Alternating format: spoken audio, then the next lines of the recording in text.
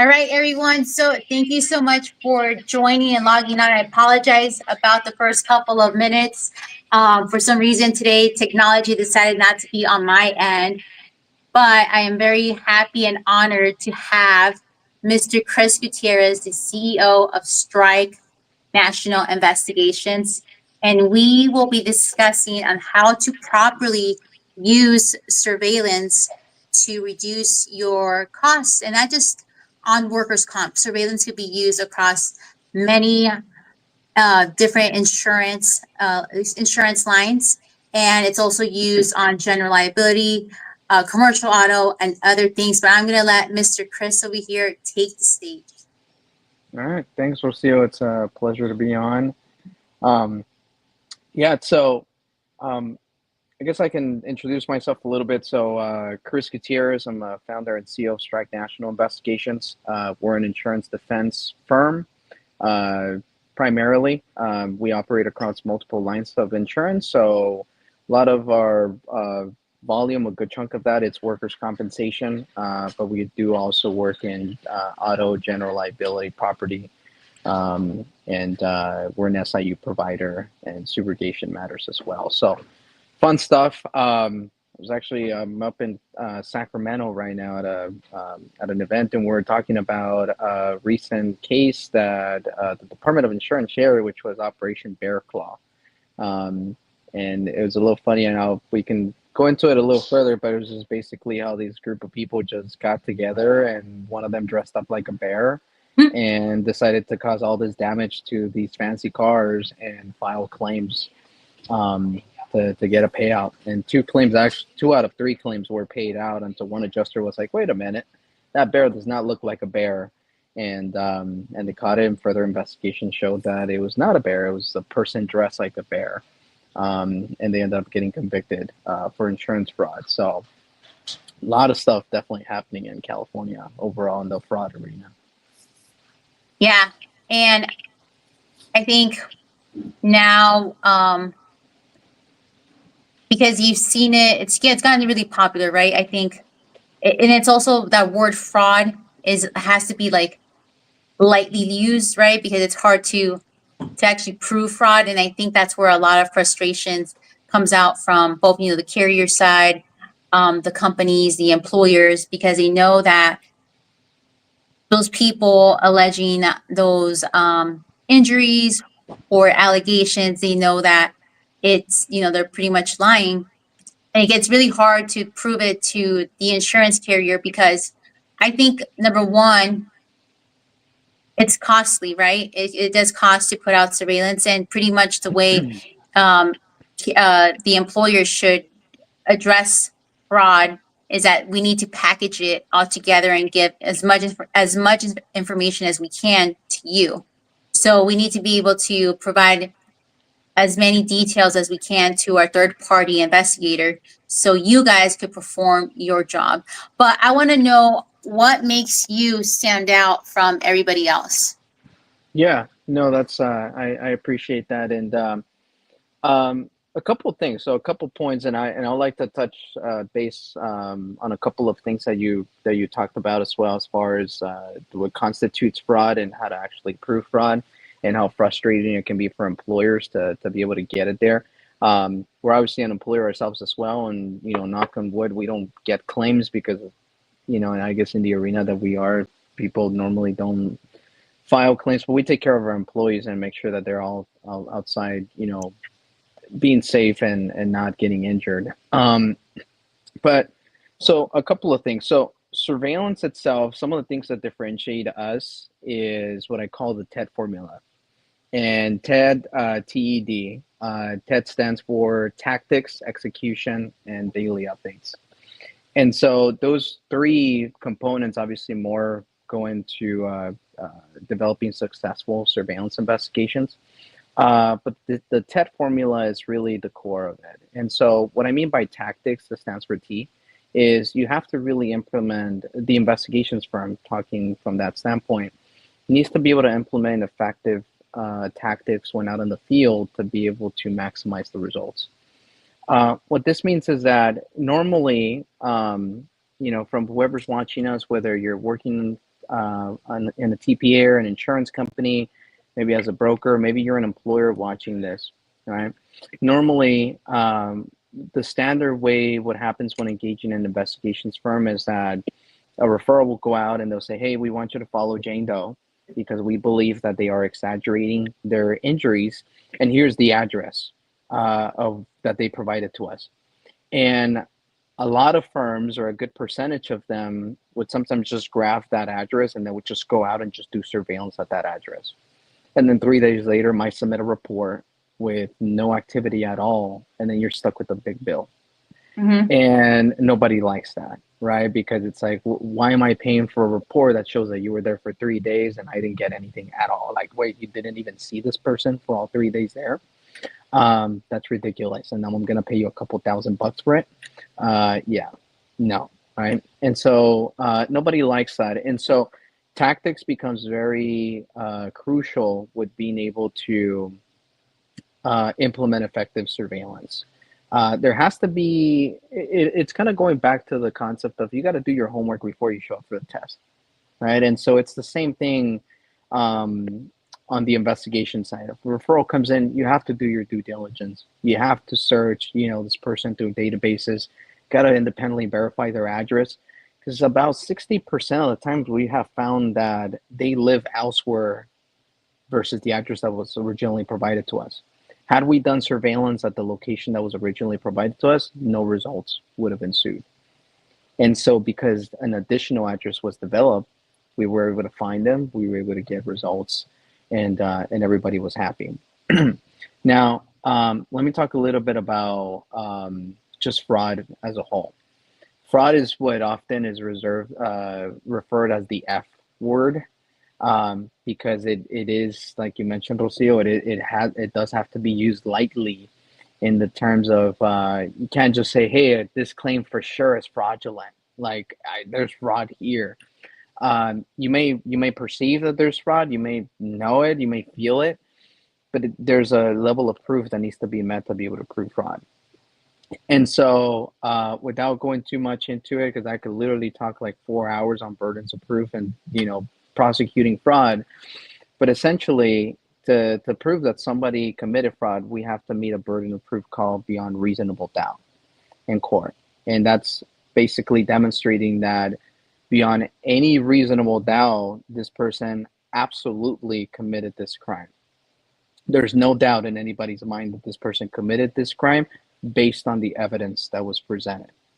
It is only required for 1 out of the 12 jurors to doubt, to just say, yeah, that sounds convincing, but maybe they didn't intend it. And that is enough to tilt that scale and not make it beyond reasonable doubt. And that may get this person off the hook with getting actually convicted for insurance fraud. Now, to deny a claim, that's completely different. To deny a claim, you only have to meet a burden of proof called preponderance of evidence. And that means, think about burdens of proof as a weight scale. This is your weight scale. You have both sides here. It's equal. Preponderance of evidence means you only have to put one feather on one side to just tilt it a little bit. And as long as you can tilt it 51% higher than the other side, and the other side is 49, this is 51, that is enough to deny a claim. You only have to be able to show that it is more likely than not that this person, filed a false claim, or they didn't actually get injured, or the car didn't get damaged, something like that. But to prosecute them, you have to meet beyond reasonable doubt. And that's what I think a lot of people sometimes don't understand in the process, is that, there is a lot of fraud out there being committed. The National Insurance Crime Bureau calculates that approximately like 10% of all claims are fraudulent. And so think about that, right? 10% would be 1 out of 10. So 1 out of 10 claims that you're getting may be fraudulent. Does it mean that one for sure is going to be fraudulent out of 10? No, they may all be legitimate. Does it mean that only one will display that and the other 9 are completely valid? No, you may have 9 that are fraudulent. But it's just a metric out there to to keep in mind what the probability is. So yeah, I mean it's definitely it definitely requires an outside the box approach when engaging in surveillance. And sometimes, surveillance may not be the best approach for a claim. That's the thing, right? We specialize in surveillance. It's our biggest department. But there's also other things like medical canvassing, social media checks, background checks, records retrieval, employment verifications, things like that. So while surveillance may be very critical in sometimes determining whether a claim is potentially fraudulent, it's certainly not the only option. And so it's important that whatever investigation firm you are engaging with, that they are being a service partner rather than just a vendor. You really need to meet with them and really convey what's going on, right? Hey, Chris and team, we believe this person is working elsewhere while they're collecting TTD.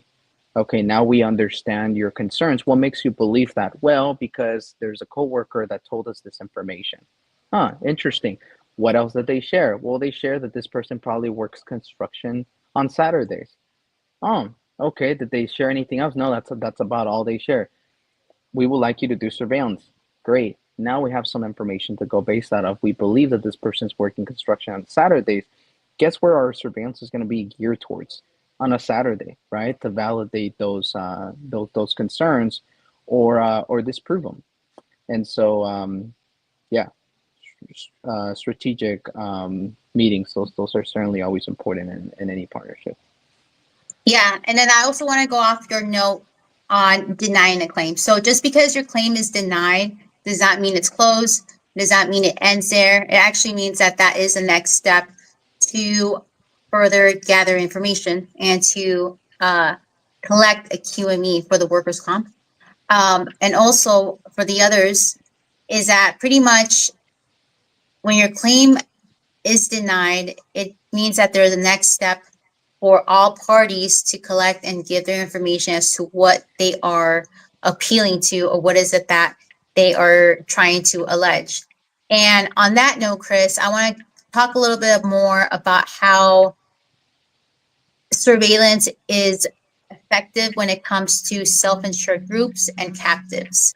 So as you know, when you are in the standard market, and here I'm just talking specifically on workers' comp. So when you are in a standard market, I mean, like, like with a Travelers, a Hartford, someone that is, you're given a group of people, it's your team, and it's your own individual policy under that company. So you're pretty much are restricted to their policies when it comes to how they handle claims. Now, when you are self-insured, it is pretty much your money and the person and the TPA, which is your third party administrator, and the parties that you choose to work with. And with that, you are pretty much in control over your costs, as well as a captive.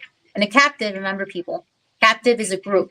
So you are essentially pulling your money in with other people who are similar to your industry, and you guys all share a pool, and it is whatever profits you guys collect. Remember, you guys want to be able to keep that. So I want to talk to you, Chris, how, when it comes to surveillance, how is it that self-insured and captives could benefit from surveillance? Yeah. So there's several ways that they can benefit, I think it's a two-prong approach. One is first like you mentioned, is first understanding who's putting the money, right, and who has leverage over the process, right? Because like you mentioned, there are several different types of programs, right? You're either under a standard policy, right, and you do have to understand your policy, right? Are you in your program, are you on a guarantee cost program? Are you on a high deductible? Are you on a self-insured? Are you on a captive program? What are you part of? And how does your money contribute to that? And how much leverage do you have in the process?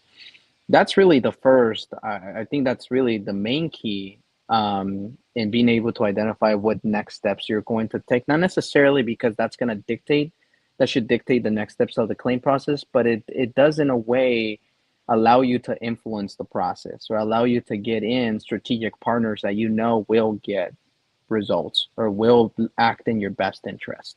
And And the reason why I say that is, unfortunately,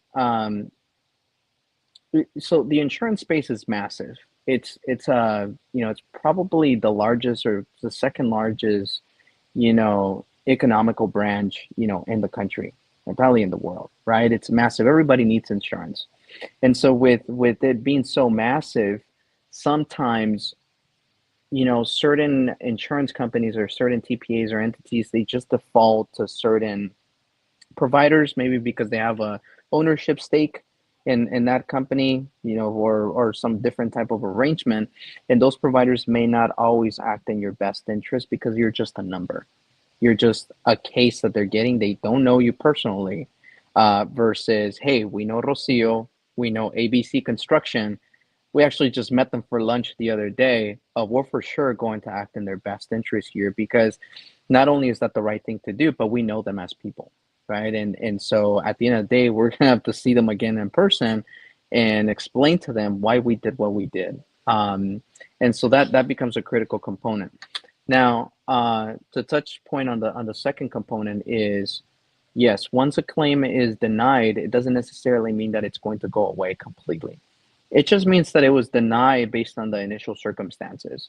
The claims administrator evaluated everything, determined that, there was no causal relationship between the description of the incident and the injury, or the mechanism of injury didn't make sense. Something didn't entirely aligned up. And again, like I was saying, it tilted the scale just a little up that made it more likely than not that this is not a compensable claim.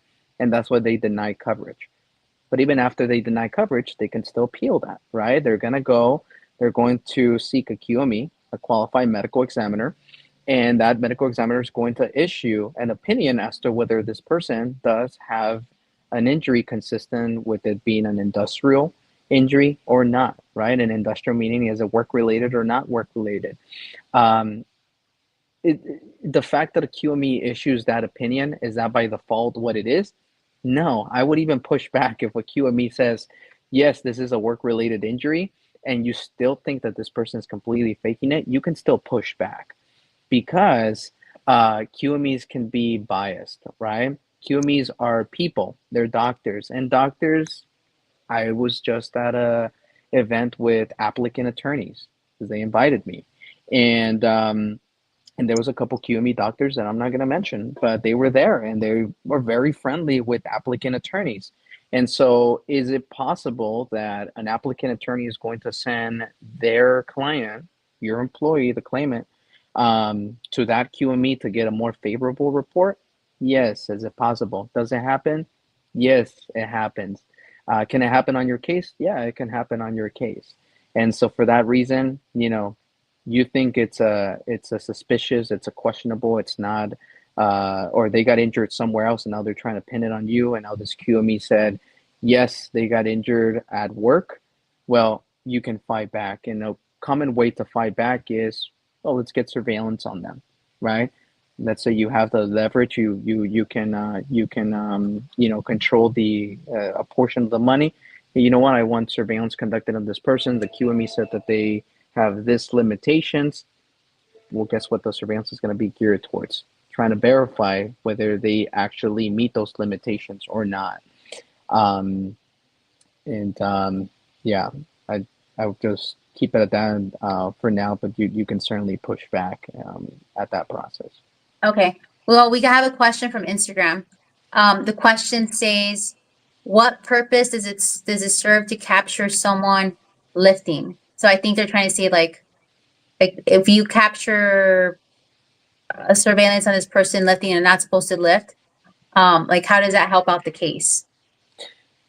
Yeah, good question. It depends. So there's something called material misrepresentation in the claim process. And what material misrepresentation means is, what is the relevancy of this lie that they just made in the claim process?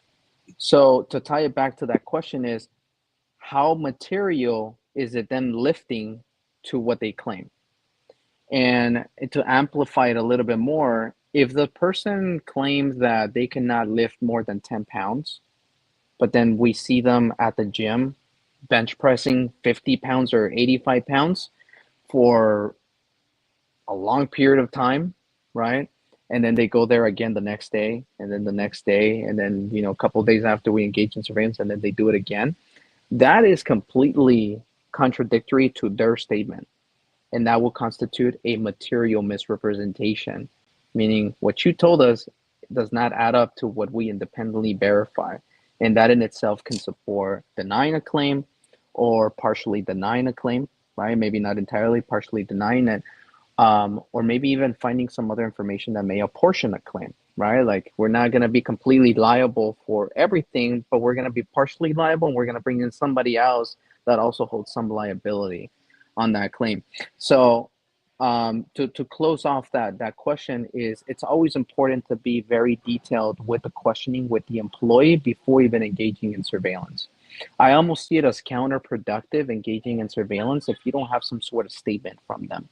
It's important to have a statement from them, because the mere fact that they just signed some sort of initial report saying, hey, I injured my back and I cannot work, that doesn't really mean anything. What do you mean by I cannot work? What specifically is it that you cannot do?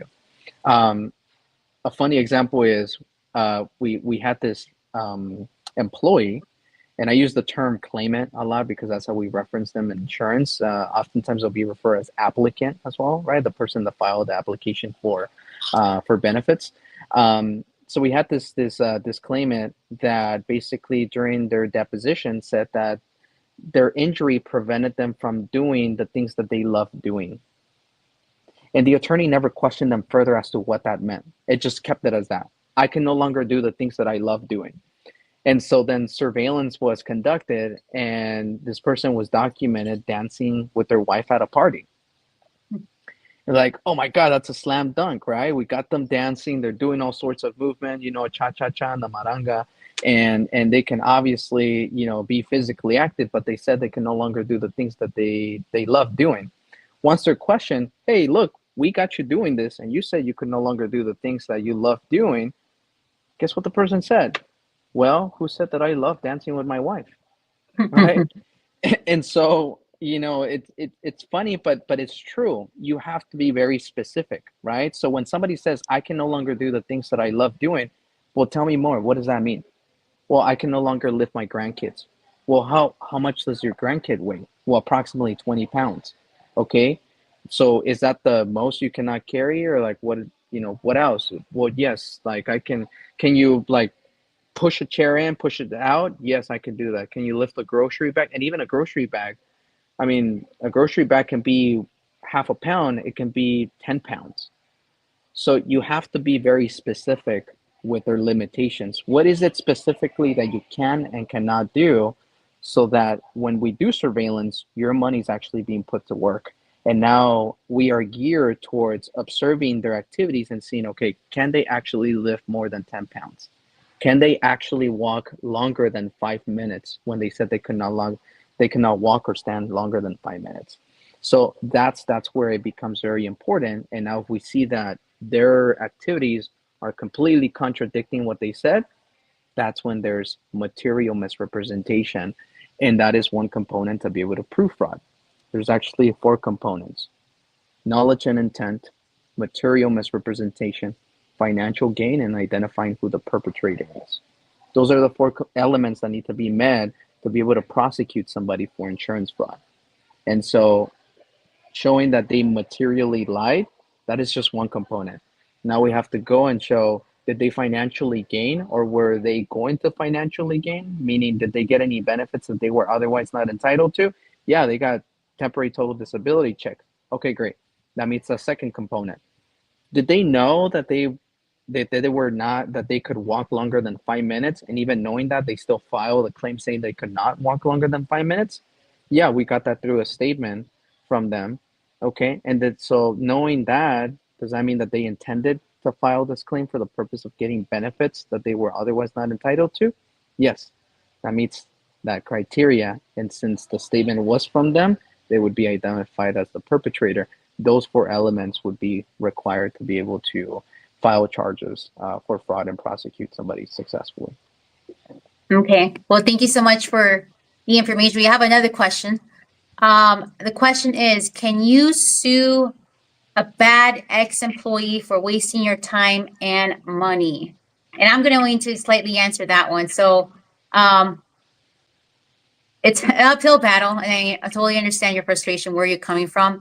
And the answer to that would be you definitely don't want to do that, 'cause it's going to be a waste of time. It also depends on what it is, but unfortunately, when you employ an employee, you are accepting liability for that person, and it is your duty in California to provide workers' comp. So, as an employer, it's mandatory that you carry workers' comp, general liability, in case anything happens.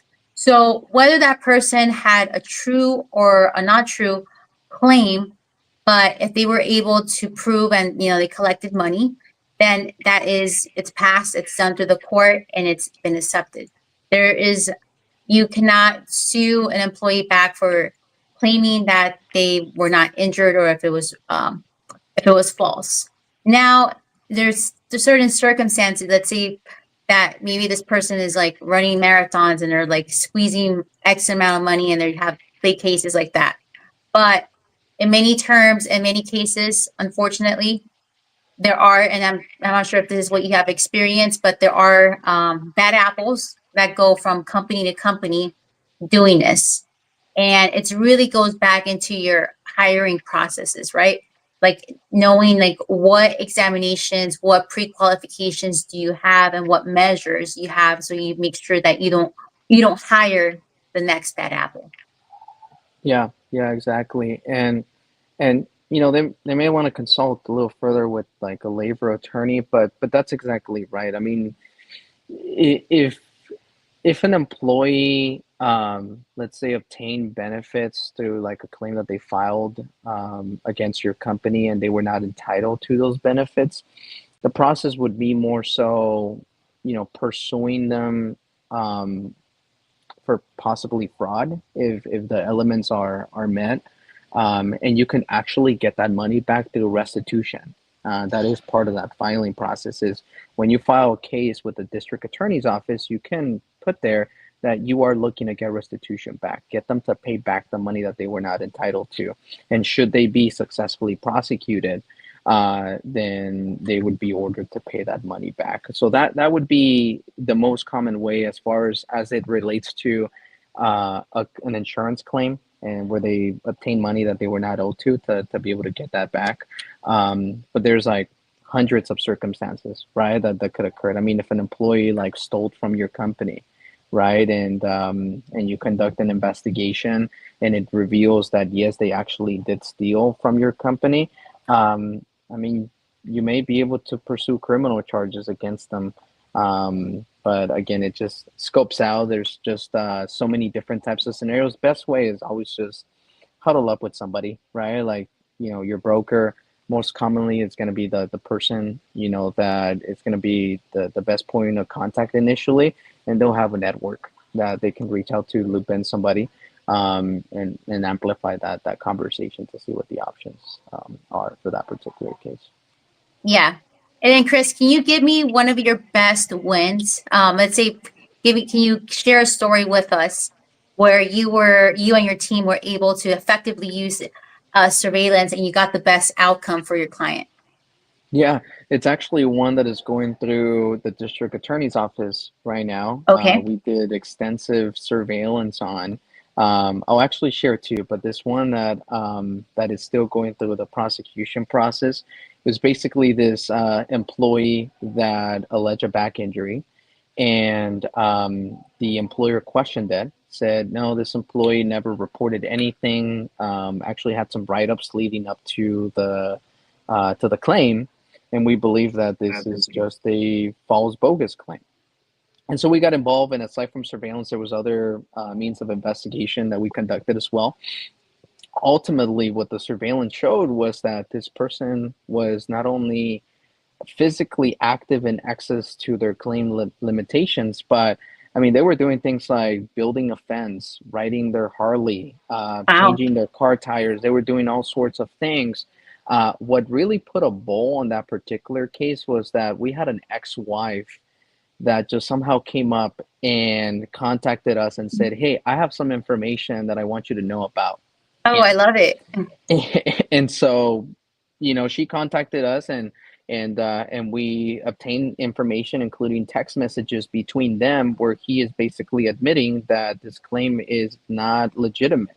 Wow. He is also admitting during those text messages with her that he is working, has a side business, building a fence, doing all sorts of things. So, long story short, all the evidence that we were able to gather in conjunction with, all those text messages and everything that was developed through those means as well, really develop a solid case, to be able to not only deny the claim, but, file it with the district attorney's office. And it's still in the process right now. It hasn't been fully prosecuted yet. We're going through that process right now, but that is like a recent one from like the last 2-3 weeks. A second one, that this one was actually completed and finalized. We did a total of 3 months of surveillance on this person.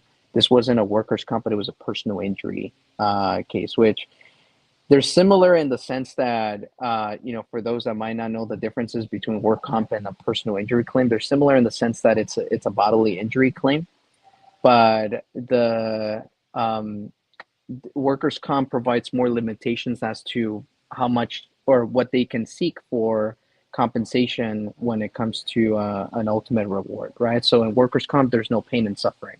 They cannot be demanding for pain and suffering. Versus personal injury, yes, medical treatment plus pain and suffering, loss of wages, loss of earnings, all that stuff. So those could be multi-million dollar verdicts.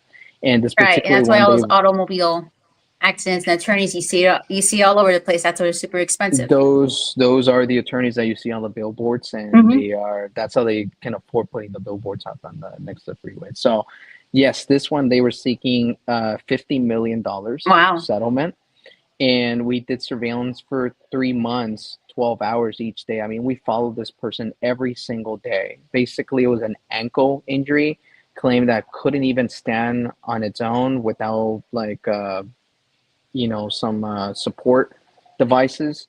Couldn't walk without the support devices. Most of the time, just sitting. We documented this person for 3 months, 12 hours each day, going to the gym in Equinox in West LA. We actually got a membership to the not Equinox. just not just any gym, Equinox.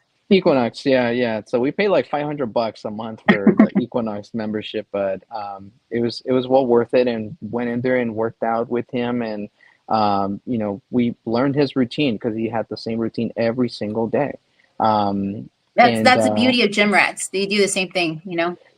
Yeah, well, and that's the beauty of human beings. It's just that we're creatures of habit, and so that's a tactical approach with surveillance. We call day one, our first day during surveillance, the learning day. We need to learn what their habits are. Once we learn what the habits are, it's going to be pretty easy to do surveillance most of the time after that. But obviously, some people could become a little hyper vigilant. Long story short, this case ended up settling only for $10,000 instead of the 50 million, Wow. because of the surveillance findings that we were able to produce. So we basically saved our client Oh my God. $49 million. They did question the surveillance, so that's another reason why you need to vet properly what firms you're utilizing for these type of cases. You want to make sure that they're reputable. You want to make sure that they have the right training, the right certifications, that they're insured properly, that they have the right staff, that they have everything in place. Because one of the things that happened in this case was that they brought in forensic experts to question the surveillance footage, saying, "Oh no, those videos were altered," to try to toss it out. That's what the other side's going to do. They're going to try to toss it out. Because imagine if they can toss out the surveillance, they're basically tossing out all the evidence that our side has, and that's going to make a case winnable for them. And so they're obviously going to try to paint it as we did everything wrong. But fortunately, because of our best practices, everything was done right. We had all the raw, video files. Everything was done to the T. There was a clear chain of custody for all the evidence, and they were unable to question it and unable to basically show that we did anything bad. And so the court, refused their their petition to basically dismiss all the surveillance. It was admitted into evidence, and after trial, like I said, they only settled for $10,000, and I think client only gave $10,000, just more of like, here, we'll just pay you $10,000, for your time. But yeah, that was $49.99, million dollars that was saved. So it could have gone completely sideways if the surveillance was not done properly. They would have questioned it, and then all that goes down the road. And now imagine you're stuck paying 50 million bucks. That is high stakes, right? And so some people sometimes don't realize how important it is to properly vet your service providers, to make sure that they are well qualified, that they are well experienced, that this is not their first rodeo, that they've been in trial before, that they know how to testify, that they know how to, keep all the evidence, because it's your money that's on the stakes. Right. And it that can make the difference between paying 10,000 or paying 50 million. And so you definitely want to make the right relationship choices there. Yeah, and Chris, and unfortunately, I mean, you and I have come across many employers where they've had these type of situations. Maybe not the 50 million dollar claim, but they've had the $1 million claim that was paid out. They've had the 500,000, 200,000 paid out, or they have those claims right now currently open.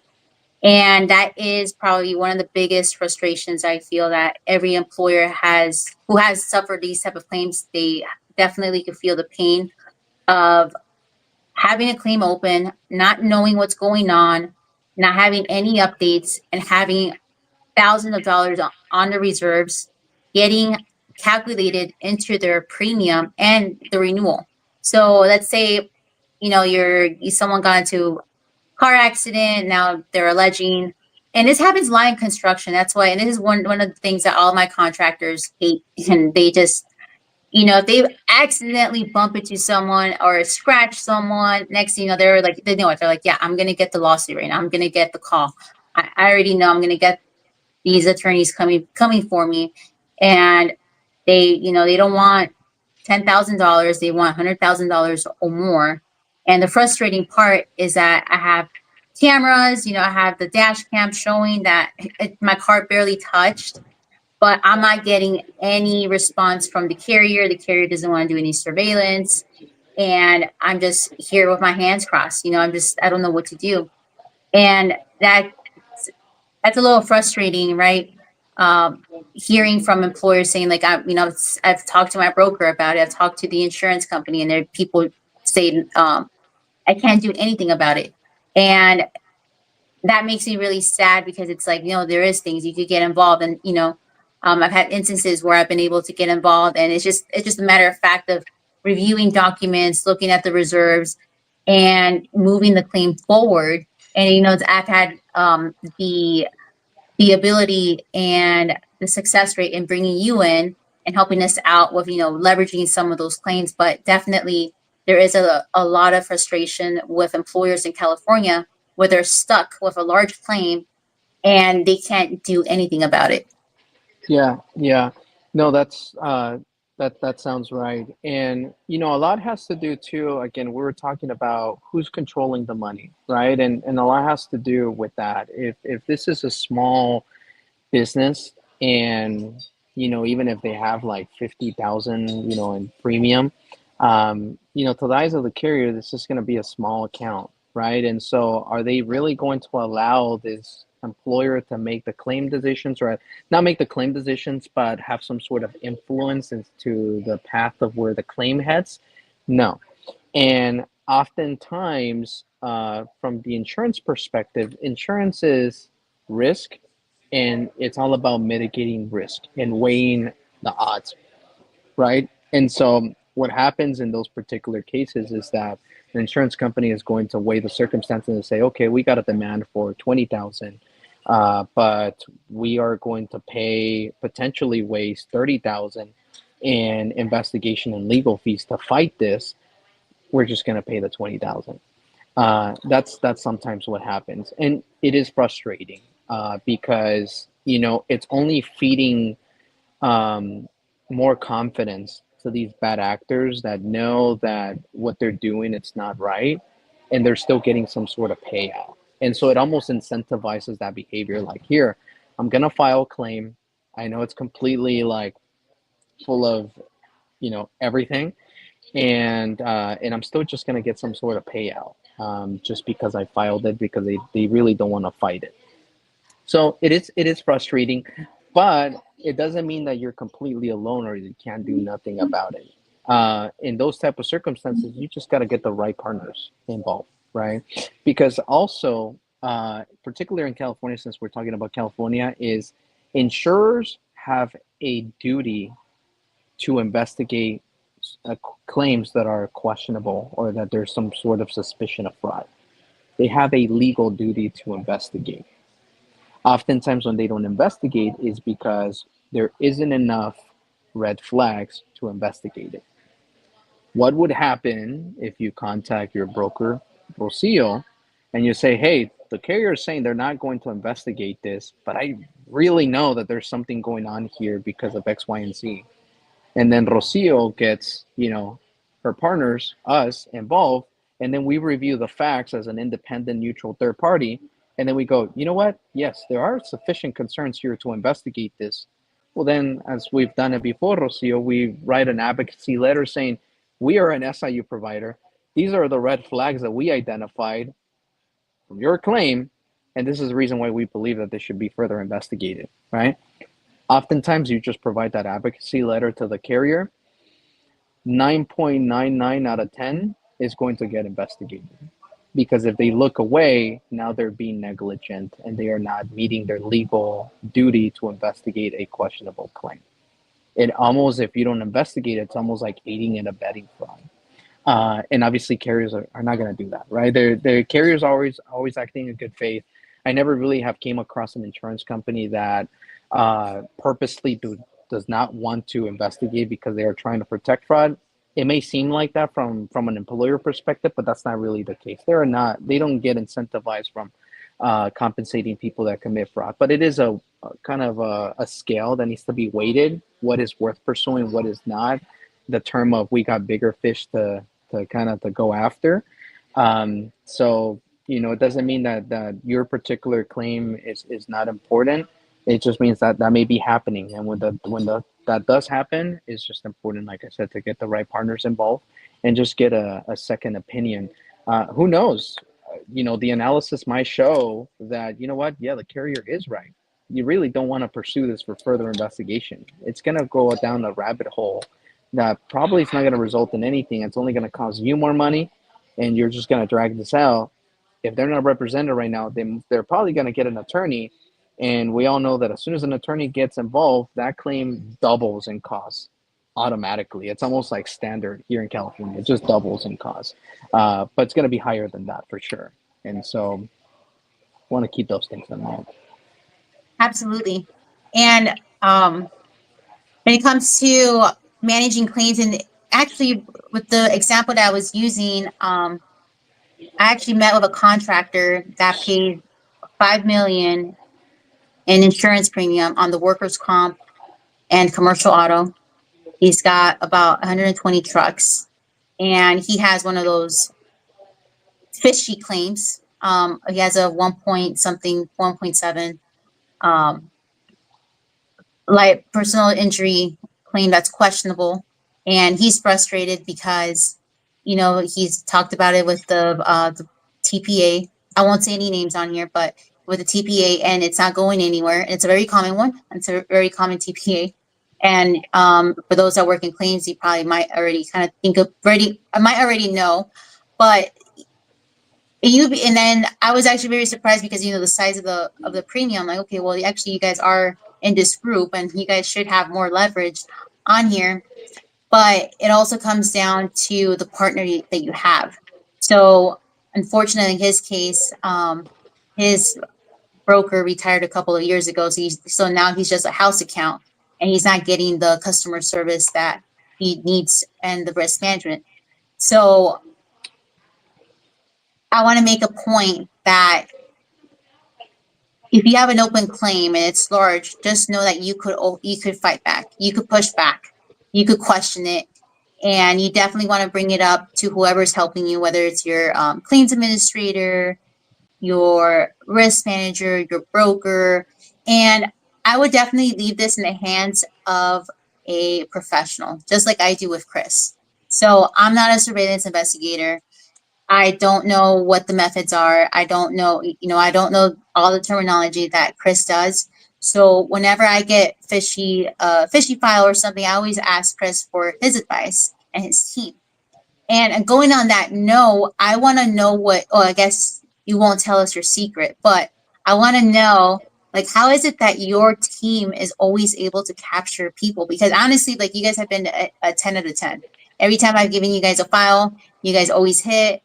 I haven't had those type of results of other surveillance companies, and you guys get really good footage in the sense like you guys capture the whole 9 yards, person moving, lifting, and it kind of seems like you're literally right next to them. So I'm like, what kind of cameras are they using, or are they actually right next to them? Yeah, yeah. I mean, it's kind of a secret sauce, but not really. So I feel comfortable sharing. It it starts with passion. That really is what it is. We're just really passionate about what we do, and we really do care about every single case that we work. When we send a report out, we are putting our name, we're putting our stamp on that report, and that matters to us.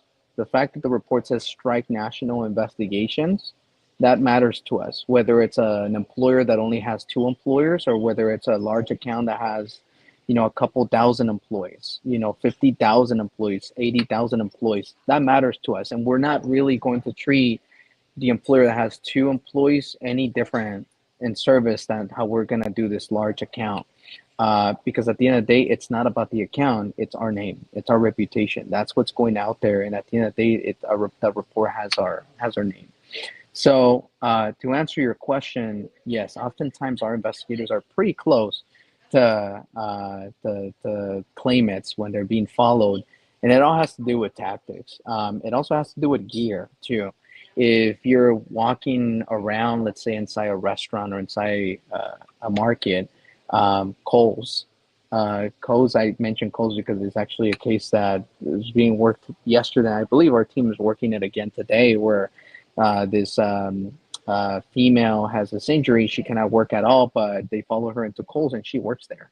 And Mhm. she's like stocking orders and doing all sorts of stuff. And they are literally in the aisle with her.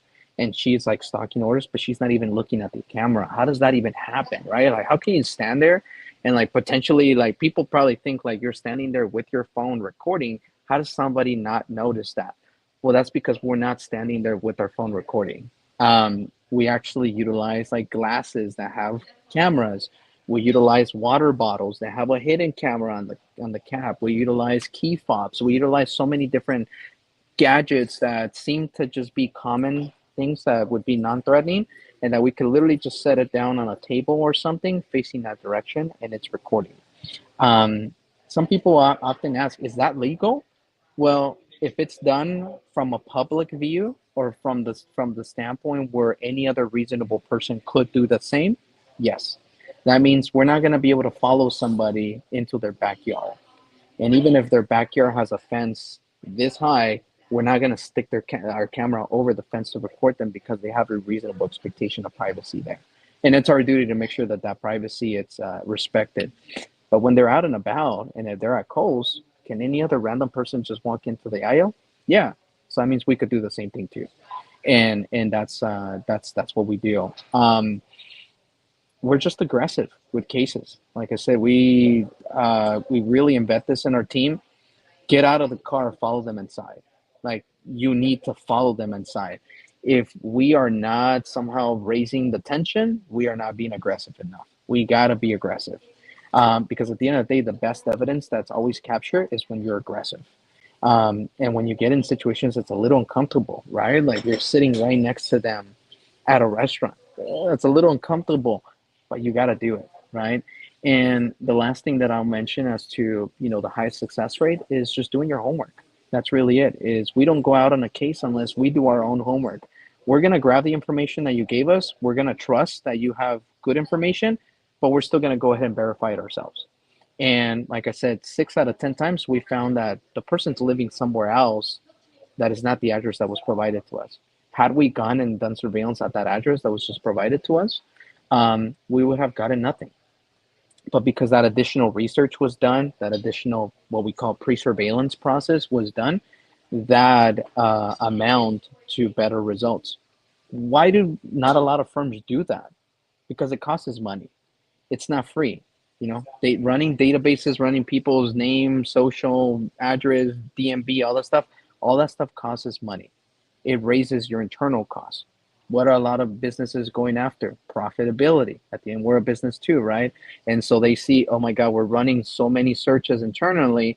That is going to impact our bottom line. Our profits are going to lower. Let's not do that. Let's just go and do surveillance where they gave us and bill them a couple $1,000, even if they're active or not. It's easier to do that. We don't do that. We do it counterintuitive. We don't focus on profits. We focus on quality. Even sometimes I'll frankly admit it's not a good business practice, but some cases we've cut pretty even where we don't make a profit.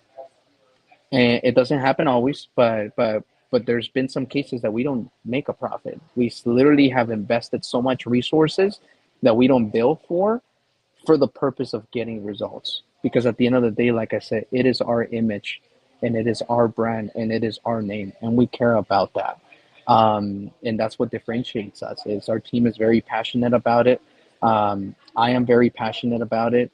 Everybody's very passionate about it, and we are always working tirelessly to just get to the bottom of what needs to be found. And if we find that somebody is actually legitimately injured, that's what we're going to show too. We're not going to manipulate the results just because you hired us. If you think you're going to hire us and we're just going to give you a report saying, yes, they are injured just to favor you, that's not what's going to happen. We are going to go out there and we're going to independently verify whether they are actually injured or not. And if our surveillance shows that they are injured, we're going to turn around and say, hey, look, they do seem injured. You may want to settle this claim as quickly as possible so that it doesn't cost you more money. And that's, and that's the way of mitigating you additional costs down the road. Yeah. And I'm a witness to your team working really hard. I think I've seen emails from like 4 a.m, or the guy ready to hit the road at 4 a.m, and then the late emails at 12 a.m, and you're always up and working. And I love that. Yeah, I appreciate that. But yeah, hey, we're coming close to an hour, and we have comments from LinkedIn from Josh Diggs. Love it. Great insights. Tracy Combs Brown, nice. And Mr. Adam Lopez giving you 100% and a clap. So if there's any other questions, we still have about 2 more minutes left here. And Chris, what is the best way for anyone that's listening to contact you and your company? Yeah, they can always just call me on my cell. I'll definitely, make sure that they're well taken care of. That's 949-289-6204. They can always call our office as well. And if they want to speak to me directly, they're certainly welcome to, ask for me, and they'll get transferred to me directly. Our office number is 949-880-0604. I would encourage them to visit our website. That has a lot of information there, and it has even a YouTube video that we published where it's our marketing team went on a ride along with me, and you can actually get to see the behind the scenes of how surveillance case works. How cool! From the passenger seat. And so that was a case that we worked with 2 of our other investigators in that area, and this was this guy that ultimately was like, completely injured, again, couldn't walk. It just really exaggerated injuries. And we ended up finding out that he's playing in a rock band. And he was like rocking and rolling for like 2.5 hours, 3 hours. We actually bought tickets to go in there and see him perform first row because we wanted to get first row video. And that was fun. And but we got really good footage as well. So that's what that YouTube video shows. And our website is strykeinv.com. So that's STRYKEINV as in Victor.com. And it's on our main page. If you scroll down, you're going to see that YouTube video. Yeah, definitely check that out. But through you as well, people that are your clients, I think that's also a great way. They can always, I think it's always important for them to have a conversation with you, right? And obviously, I know that you're always fighting hard for your clients and looking after the best interest, and that's why you partner with people like us that we're very passionate. And you have other partners as well in other fields that are very passionate as well for what they do, and that really is what differentiates brokers and just businesses overall, is that you can't really do it alone. You cannot be an expert in everything. So you really have to develop a team of experts in their own respective fields so that when something does happen, you can bring in everybody, just huddle up on a quick, 5-10 minute call, get the details and get everybody's opinion, the investigation opinion, the, legal attorney opinion, the broker opinion, the claims opinion. Everybody's on the same boat. Plan of action is good, moves forward, it serves a purpose.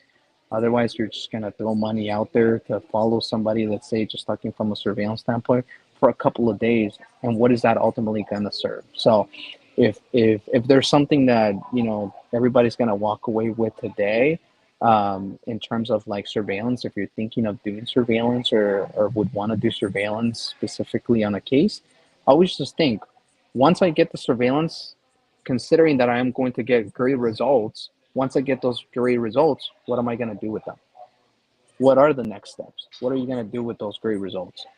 And if you don't know, then I would suggest go ahead and look what you're going to do with those results before even going after those results. You need to know what you're going to do with them. Otherwise, you're going to get the great results. You're going to be like, yes, we got this person.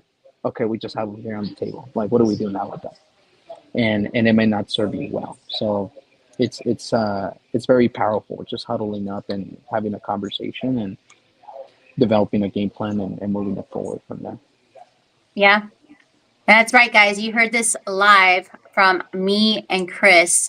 So we will never leave you guys in the dark with a claim. You are never going to have the question of what's going on with my claim, what's going on. We take a very aggressive approach, and just like what Chris said, and I'm a big believer on this. I always put my clients' intentions or goals first. It's all about delivering their results, making sure that we get the best outcome for you, and of course, holding your hand and leading you through the way. Because at the end of the day, this is a team. Me and Chris have other vendors that we partner up with, and we all work collectively as a team to make sure that you are protected. And I'm going to share Chris's information once this video is uploaded and published with his information. So feel free to reach out to him. And thank you so much, everyone, for joining us. Thanks, Ron.